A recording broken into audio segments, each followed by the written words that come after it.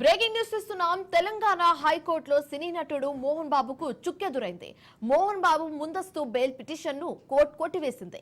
Reporter పై దాడి చేసినందుకు Pahad Sharif PS లో ఆయనపై కేసు నమోదైనట్లుగా తెలుస్తుంది. దీంతో పోలీసులు హత్యాయత్నం కింద కేసు నమోదు చేశారు. అనారోగ్య కారణాలతో ముందస్తు బెయిల్ కోరారు మోహన్ బాబు. ఇరువురి వాదనలు విన్న తెలంగాణ హైకోర్టు ముందస్తు బెయిల్ ఇవ్వడానికి తిరస్కరించింది.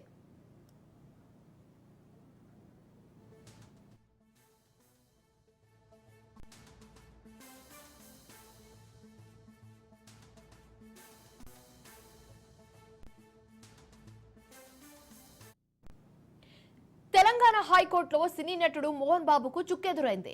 మోహన్ బాబు ముందస్తు బెయిల్ పిటిషన్ ను కోర్టు కొట్టివేసింది.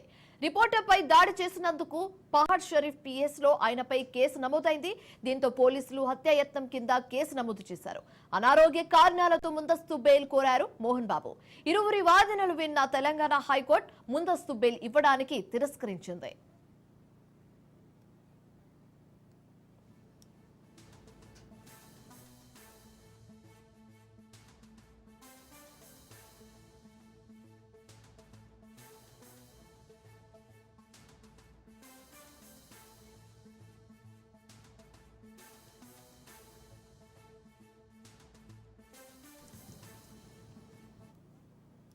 తెలంగాణ హైకోర్టులో సినీ నటుడు మోహన్ బాబుకు చుక్కెదురైంది.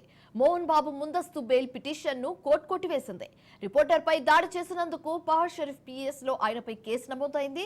దీంతో పోలీసులు హత్యాయత్నం కింద కేసు నమోదు చేసినట్లుగా తెలుస్తుంది. అనారోగ్య కారణాలతో ముందస్తు బెయిల్ కోరారు మోహన్ బాబు. అయితే ఇరువురి వాదనలు విన్న తెలంగాణ హైకోర్టు ముందస్తు బెయిల్ ఇవ్వడానికి తిరస్కరించింది.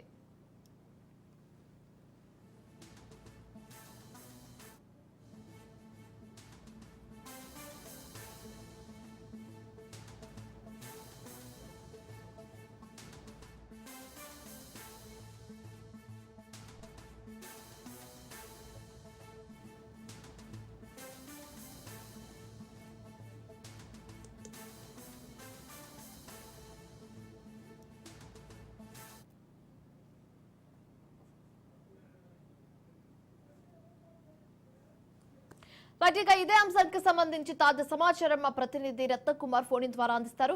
రత్నకుమార్, చెప్పండి. ఒక బ్రేకింగ్ న్యూస్ అయితే చూస్తున్నాము. మోహన్ బాబుకు సంబంధించి హైకోర్టు ఆయనకి పెద్ద షాక్ ఇచ్చినట్లుగా తెలుస్తుంది. దీనికి సంబంధించి మీ వద్ద ఉన్న పూర్తి డీటెయిల్స్ ఏంటి? ఇప్పటికే మోహన్ బాబు మీద రోజు జల్పల్లి నివాసం వద్ద ఆయన మీడియా ప్రతినిధి మీద దాడి చేసినటువంటి ఘటనకు సంబంధించి కూడా పహాడ్ షరీఫ్ పోలీసులు అటెంప్ట్ టు మర్డర్ కింద కేసు నమోదు చేయడం జరిగింది. ఆ తర్వాత ఆయన మీద చర్యలు తీసుకునేందుకు కూడా ప్రయత్నాలు చేశారు.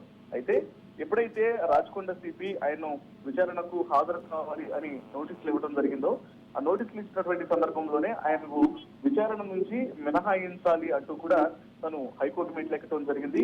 అక్కడ విచారణ నుంచి 24 వరకు కూడా ఆయనకు కొంత విచారణ నుంచి కూడా కోర్టు కూడా మినహాయింపు ఇచ్చింది.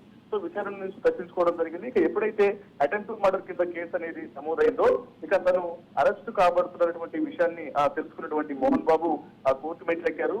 కోర్టులో ముందస్తుగా తనను అరెస్ట్ చేసేటువంటి ప్రయత్నాలు జరుగుతున్నాయి కాబట్టి తన అనారోగ్య కారణాలు ఉన్నాయి, అలాగే మొత్తం అన్ని రకాలుగా తన యొక్క ఏజ్ ను కూడా ఇటు పరిగణలోకి తీసుకొని తనకు ముందస్తు బెయిల్ ఇవ్వాలి అన్నట్టు కూడా ఆయన కోర్టులో తెలియజేసినటువంటి పరిస్థితి ఉంది. అయితే ఈ యొక్క ముందస్తు బెయిల్ పిటిషన్ ను హైకోర్టు కొట్టివేసింది.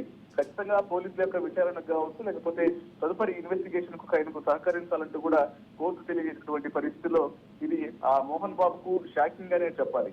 ఎందుకంటే ఇప్పటి వరకు ఆయన ఈ కేసుకు సంబంధించి కూడా ఇక అరెస్టు కాబోతున్నారు అనేటువంటి వార్తల నేపథ్యంలోనే ఇప్పుడు హైకోర్టు ఇచ్చినటువంటి తీర్పు కూడా దీనికి కొంత భరోసా చేకూరుస్తుంది. మరి ఇప్పటికే పోలీసులు త్వరలోనే ఆయనకు 24 వరకు కూడా మినహాయింపు అనేది ఉంది కాబట్టి 24 తర్వాత మరొకసారి నోటీస్ ఇస్తాము, ఇన్వెస్టిగేషన్ కోసం పిలుస్తాము.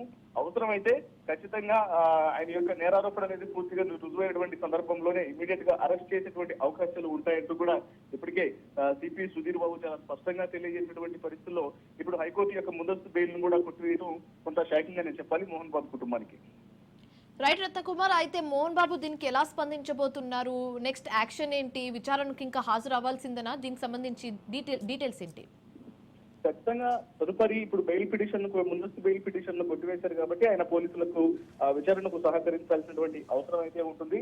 పోలీసులు ఏ రకమైనటువంటి చర్యలు తీసుకుంటే దానికి సంబంధించి న్యాయపరంగా ఆయన వాళ్ళకు సహకరించాల్సినటువంటి పరిస్థితి అయితే ఉంటుంది. అయితే ఇప్పటికీ లీగల్ సెల్ కూడా మోహన్ బాబుకు సంబంధించి ఆయన న్యాయవాదులు కొంత సంసిద్ధం అవుతున్నారు. దీని మీద ప్రజెంట్ జల్పల్లి నివాసంలో చర్చలు జరుగుతున్నట్లు కూడా మనకు ప్రాథమిక సమాచారం ఉంటుంది. మరి హైకోర్టు తన ముందస్తు బెయిల్ ను కొట్టేసింది కాబట్టి పోలీసుల విచారణకు సంబంధించి ఆ రోజు జరిగినటువంటి దాడికి సంబంధించి తన దగ్గర ఉన్నటువంటి అన్ని ఆధారాలను చూపించేందుకు కూడా ఆయన అనేక ఏర్పాట్లు చేసుకుంటున్నట్లు సమాచారం. ఎందుకంటే ఇప్పటికే కొన్ని ఆడియోలను కూడా రిలీజ్ చేశారు. అందులో తన తప్పు లేదు, తన దగ్గర అంటే తన ఇంట్లోకి కొంతమంది అపరిచిత వ్యక్తులు వస్తున్నారన్న ఉద్దేశంతోనే తను మీడియా ప్రతినిధులను చూసుకోలేదు. కానీ తను చేసింది తప్పే అయినప్పటికీ కూడా అది అనుకోకుండా జరిగిందంటూ కూడా చేసిన తప్పును కొంత సరిదిద్దుకునే ప్రయత్నం చేయకుండానే సమర్థించుకున్నటువంటి పరిస్థితులను కూడా చూసాము. సో అందులో భాగంగానే ఇప్పుడు ఇక ఆ తర్వాత ఆయన తను ఏ తప్పు చేయలేదు అని అనుకుంటూనే మరోవైపున కోర్టు మెట్లు ఎక్కడము, ఇప్పుడు బెయిల్ పిటిషన్ కూడా కోర్టు కొట్టివేయడంతో మరి తదుపరి కార్యాచరణ ఏం చేయబోతున్నారు అనేది కూడా కొంత సస్పెన్స్ గా మారింది. Right, thanks for the updates Ratnakumar.